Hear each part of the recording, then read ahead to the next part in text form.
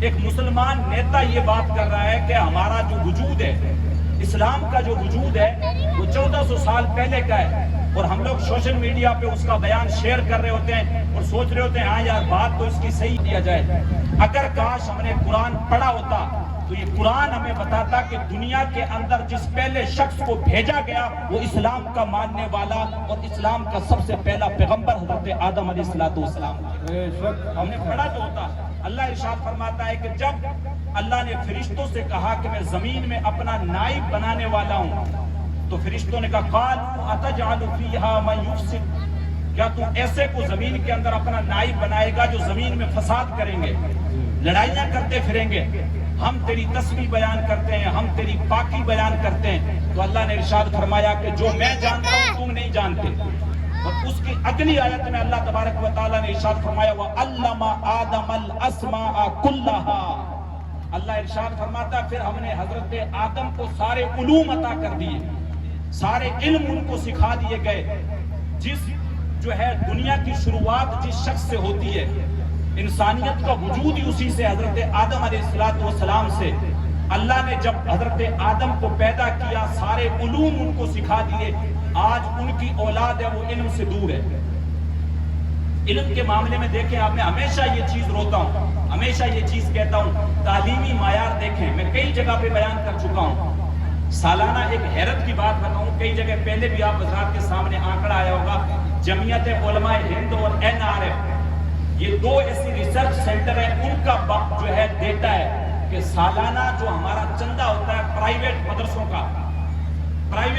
کا 14,000 کروڑ روپے چندہ ہوتا ہے سالانہ، اور پورے ہندوستان میں جو رجسٹرڈ مدرسے ہیں وہ ہیں 24,000۔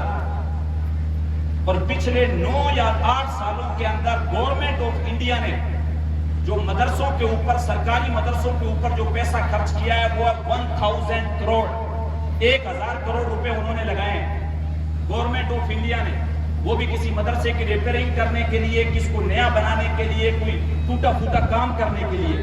اور ہم جو مسلم عوام ہیں اپنی جیبوں سے سالانہ، یہ رجسٹرڈ مدرسوں کی کہانی میں آپ کو بتا رہا ہوں، 14,000 کروڑ روپے ہم اپنی جیب سے مدرسوں میں خرچ کر رہے ہیں۔ 14,000 کروڑ چھوٹی رقم نہیں ہوتی ہے۔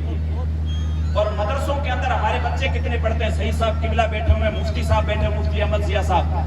مدرسوں کے اندر ہمارا 100% جو مسلم آبادی ہے، یعنی 19 کروڑ 20 کروڑ 25 کروڑ، اس سارے کو آپ کیلکولیشن کریں گے 1.5 سے 2% بچے ہمارے مدرسوں میں پڑھ رہے ہیں۔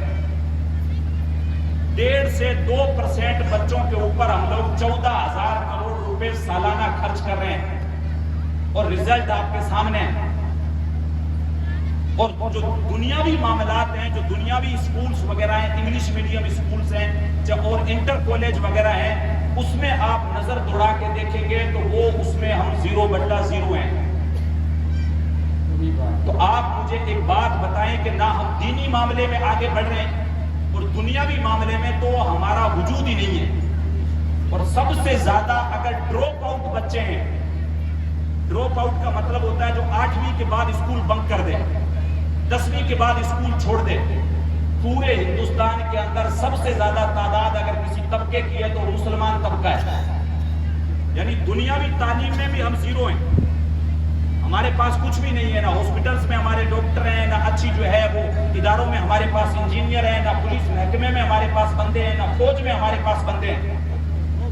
تو ہم لوگ کر کیا رہے ہیں؟ یہ کون سا کٹورا لے کے ہم لوگ گھوم رہے ہیں؟ کیا ہم لوگ اس چیز سے فارغ ہو گئے کہ ہم لوگ کورس کر لیں، پیر صاحب کے یہاں پہ آ جائیں، حاضری دے لیں، بس اب فارغ ہو گئے؟ ہمیں اپنی ذمہ داریاں سمجھنی پڑیں گی۔ میں نے جیسے شروع میں کہا، کبوتر کی طرح آنکھیں بند کر کے اگر بلی کے ڈر سے چپ چاپ بیٹھ گئے تو بلی آپ کی گردن توڑ کے پھینک دے گی۔ ہندوستان کا مسلمان جس طریقے سے آنکھیں بند کر کے اپنے مستقبل سے بے خبر زندگی گزار رہا ہے، وہ اپنے آپ کو موت والے کنویں میں گھسیٹ رہا ہے، وہ خود دھکیل رہا ہے اس کو۔ تعلیمی معاملات میں بالکل 0 ہیں ہم لوگ۔ اور ایک بات جو میں نے شعر شروع میں پڑھا تھا کہ ہم ہی کو قاتل کہے گی دنیا، ہمارا ہی قتل عام ہوگا۔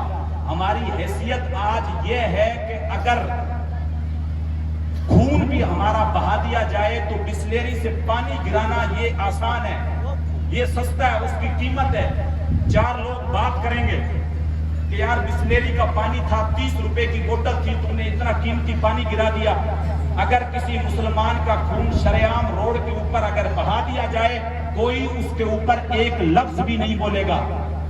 70 سالوں سے جن نیتوں کا پونچھ پکڑ کے آپ لوگ گھوم رہے ہیں، جن کے لیے کرسیاں لگا رہے ہیں، جن کے لیے آپ دریاں بچھا رہے ہیں، وہ آپ کے لیے ایک ٹویٹر پہ ٹویٹ کرنے کے لیے بھی تیار نہیں ہے۔ یہ حقیقت بتا رہا ہوں میں آپ کو۔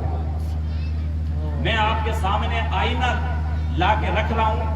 اب آپ کو یہ چاہیے یا تو آئینے میں اپنی شکل دیکھیں کہ ہم لوگ کہاں پہ کھڑے ہیں، یا پھر اس آئینے کے سامنے سے ہٹ جائیں، یا پھر اپنے انگلیاں ڈال لیں کانوں کے اندر، روئی ڈال لیں اور یہ سوچیں چلو ان کا تو کام ہے، پیر صاحب کا تو کام ہے، یہ لے کے اٹھے ہوئے، کوئی بات نہیں، باتیں کرنے دو، ہم جس طریقے سے زندگی جی رہے ہیں اس طریقے سے چلو جیتے ہیں۔ تو پھر آنے والے جو حالات ہیں وہ بد سے بدتر ہونے والے ہیں۔